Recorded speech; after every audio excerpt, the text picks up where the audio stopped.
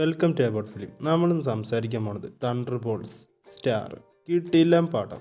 കിടിലം പടം എന്ന് പറഞ്ഞാൽ കിടിലം പടം. കുറേ കാലത്തിന് ശേഷം MCUവിൻ്റെ ഒരു കിടിലം പടം നമ്മളിന്ന് കണ്ട്. ഇത് റിലീസായിട്ടുണ്ട്, മെയ് 1 റിലീസായിരിക്കുന്നത്. ഇവിടെ എല്ലായിടത്തും റിലീസുണ്ട് പടം. എല്ലാവരും പോയി കാണണം. കിടിലനാണ്.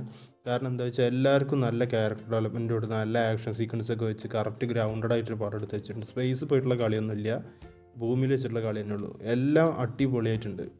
പിന്നെ ഇതിൽ എടുത്ത് പറയേണ്ട ഓരോരുത്തരും പെർഫോമൻസ് ആണ്. ഫ്ലോറൻസ് പേക്ക് അടിപൊളിയാണ്, ലൂയിസ് ഫോർമ സൂപ്പറാണ്, ഡേവിഡ് ഹാർബർ സൂപ്പറാണ്, സെബാസ്റ്റ്യൻ സ്റ്റാൻ സൂപ്പറാണ്, വൈഡ് റസൽ സൂപ്പറാണ്, ഹ്യൂമാൻ ജോൺ കോമൻ സൂപ്പറാണ്. എല്ലാവരും കിടലനായിട്ടുണ്ട്. എല്ലാവരും പോയി കാണുക. MCU ഫാൻസിന് ഇതൊരു ട്രീറ്റ് ആയിരിക്കും. അങ്ങനെ ഭയങ്കര ത്രില്ലിംഗ് പടം എന്നൊന്നും പറയാനില്ല. നമ്മൾ വിൻ്റർ സോൾജർ, ക്യാപ്റ്റൻ അമേരിക്ക ആ റേഞ്ചിലുള്ള ഒരു ഗ്രൗണ്ടഡ് കിടിലൻ സാധനം എടുത്ത് വെച്ചിട്ടുണ്ട്.